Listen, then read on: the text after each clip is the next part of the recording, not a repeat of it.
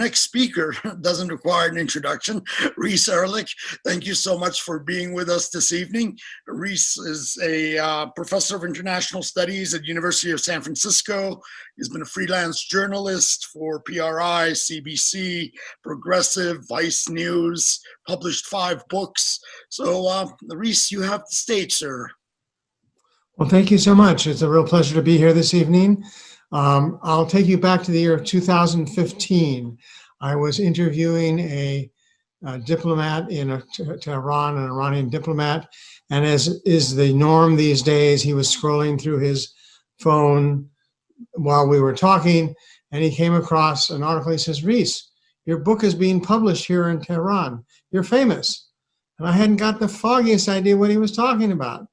And I later figured it out that back in 2005, when Norman and I and Sean Penn all visited Iran, we met this young journalist who wanted to translate our book, Target Iraq, which had just come out in 2003.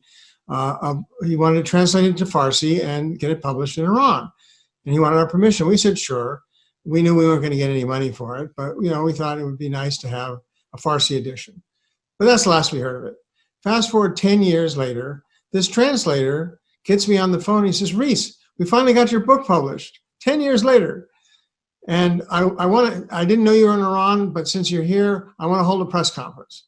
So I said, fine. What do I know? So we go to a press conference. It's a huge deal.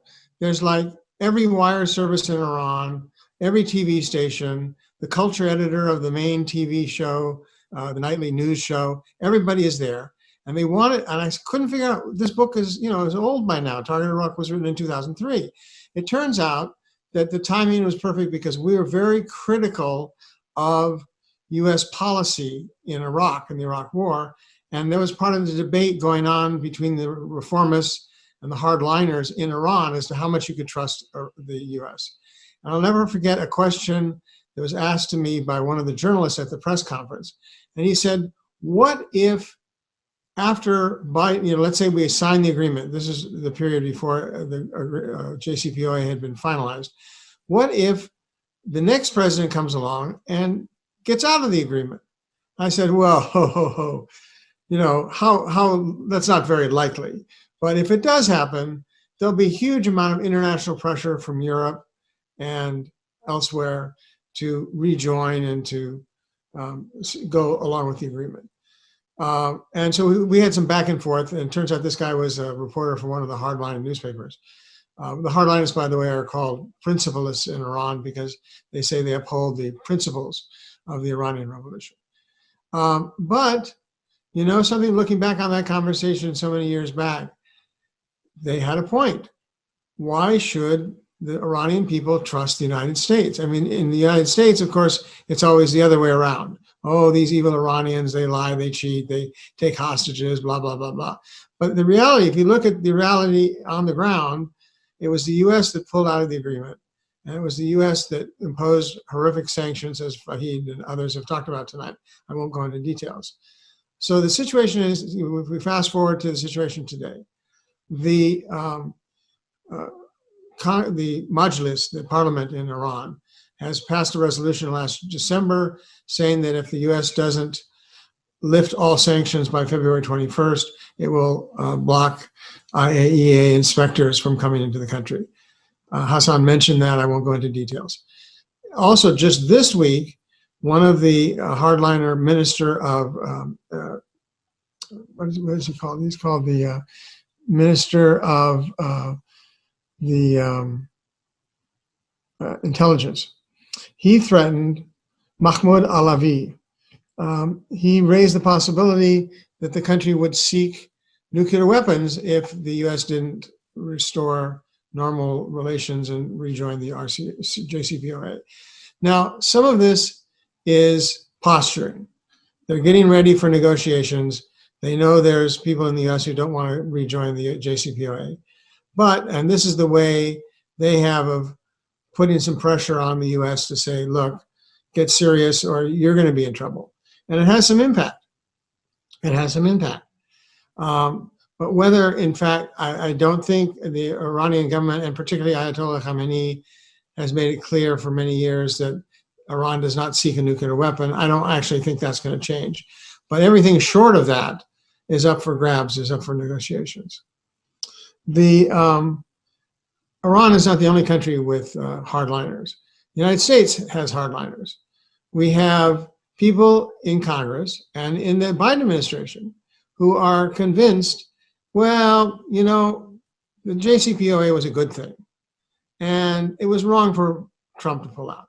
But as long as this is the new reality, why can't we try and get some more?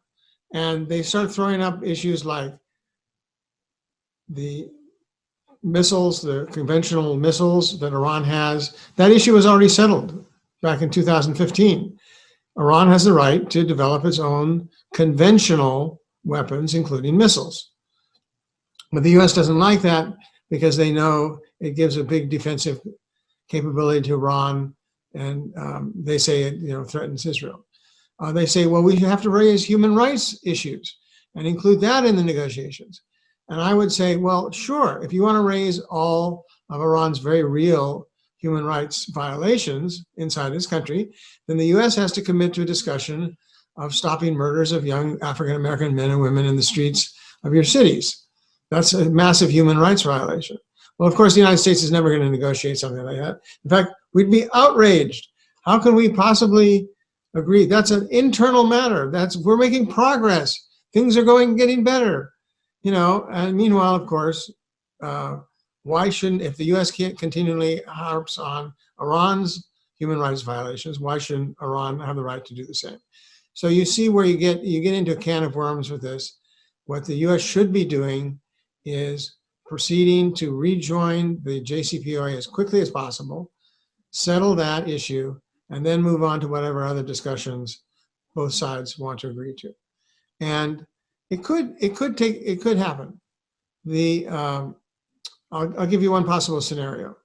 The US already claims that it allows food and medicine as an exception to all the various sanctions the US has imposed over the years. Well, in fact, it hasn't. I've written for Vice News and others how it's very hard to find certain drugs because the European and Swiss drug companies don't want to ship anything to Iran, fearing sanctions through the US banking system and so on. So even cancer drugs or diabetes drugs are very difficult to get. And there's even a street in Tehran where you go to buy illicit drugs that have been smuggled in from across the border from Turkey or from Kurdistan or elsewhere. You